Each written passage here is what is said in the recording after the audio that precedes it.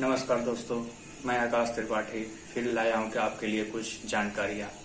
जैसा कि इस समय पूरे देश में चीन और ताइवान का युद्ध एक चर्चा का विषय बना हुआ है। मैं आपको बताना चाहता हूं कि आखिर में चीन और ताइवान के मध्य यह विवाद उत्पन्न कैसे हुआ और कब हुआ।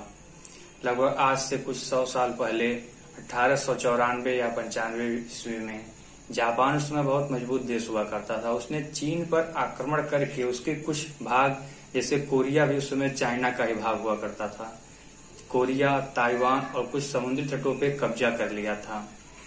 जिसके बाद जो चीन था उसके राजवंश क्विंग राजवंश वहां शासन करता था और उसके राजा लीडर थे सन या सेन, जो चाहते थे कि चीन एक पूरा एकजुट होकर के एक देश बन के, जैसे हमारा रिपब्लिक ऑफ इंडिया है वैसे रिपब्लिक ऑफ चाइना की तरह रहे। यह उनका सपना कुछ साकार भी हुआ, पर 1925 में उनकी डेथ हो गई। जिसके बाद से उनकी जो पार्टी थी वह दो गुटों में बट गई, नेशनलिस्ट पार्टी और कम्युनिस्ट पार्टी। जो नेशनलिस्ट पार्टी थी वह तो उन्हीं की तरह उन्हीं के आदर्शों पर कार्य करना चाहती थी। वह एक लोकतंत्रात्मक राज्य बसाना चाहती थी, परंतु जो कम्युनिस्ट पार्टी थी वह एक डिक्टेटर की तरह केवल एक राजा पूरे देश पे राज्य करे, वो भी बिना जनता की मर्जी के चुना हुआ, जो इस समय चीन में इसी तरह से राजतंत्र है वहां का। उसके बाद 1927 से लेकर 49 तक चीन में सिविल वार हुआ। इस बीच बहुत बड़े बड़े नरसंहार हुए। संघाई नरसंहार इसी समय हुआ था। जो कम्युनिस्ट पार्टी थी उसके लोगों ने नेशनलिस्ट पार्टी को पूरी तरह से चीन से बाहर खदेड़ दिया और वे जा करके ताइवान द्वीप पे ही बस गए, क्योंकि जापान उस समय 19 वर्ल्ड वार के दौरान कमजोर हो गया था, क्योंकि उसके दो शहरों पे अमेरिका द्वारा परमाणु बम गिरा दिया गया था। इसी के बाद से सेकेंड वर्ल्ड वार भी बंद हो गया था।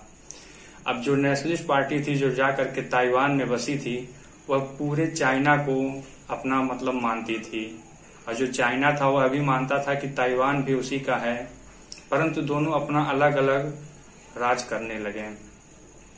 नेशनलिस्ट पार्टी जो ताइवान में जाके बसी थी वह ताइवान को पूरा रिपब्लिक ऑफ चाइना कहती थी, और जो मेन लैंड इस समय चाइना का है वहां कम्युनिस्ट पार्टी ने उसे पीपुल रिपब्लिक ऑफ चाइना का नाम दिया। 1971 तक तो यूएनओ ने भी ताइवान जो क्षेत्र है उसी को मेन चाइना का दर्जा दिया था, परंतु हमारे जवाहरलाल नेहरू भी उसमें कुछ भागीदार थे। लोगों ने मिल करके जो मेन लैंड चाइना का है उसे चाइना चीन देश घोषित कर दिया, और ताइवान को देश का दर्जा ही नहीं दिया गया 1971 के बाद।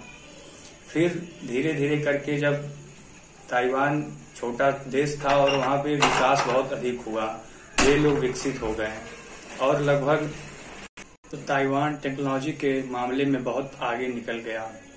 जैसा कि कोई भी इलेक्ट्रॉनिक पार्ट हुआ, डिवाइस हुआ, कंप्यूटर के मदरबोर्ड में लगे चिपों से लेकर के एक बल्ब में भी जो चिप यूज होता है उसमें सेमीकंडक्टर का यूज होता है, जो कि सिलिकॉन से बनता है। सिलिकॉन के मामले में ताइवान बहुत आगे है। ताइवान की एक कंपनी TCMS है जो लगभग पूरे देश में 60% सेमीकंडक्टर्स का निर्यात करती है।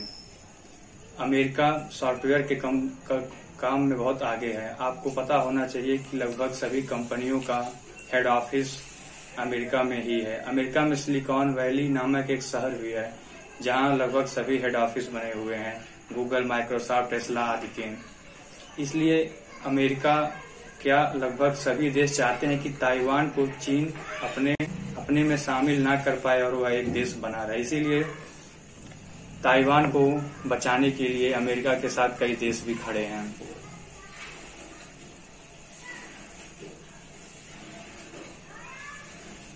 इसी के साथ मैं अपनी बात को विराम देता हूं और आप सभी से अनुरोध है कि मेरे चैनल को लाइक, सब्सक्राइब और शेयर करें।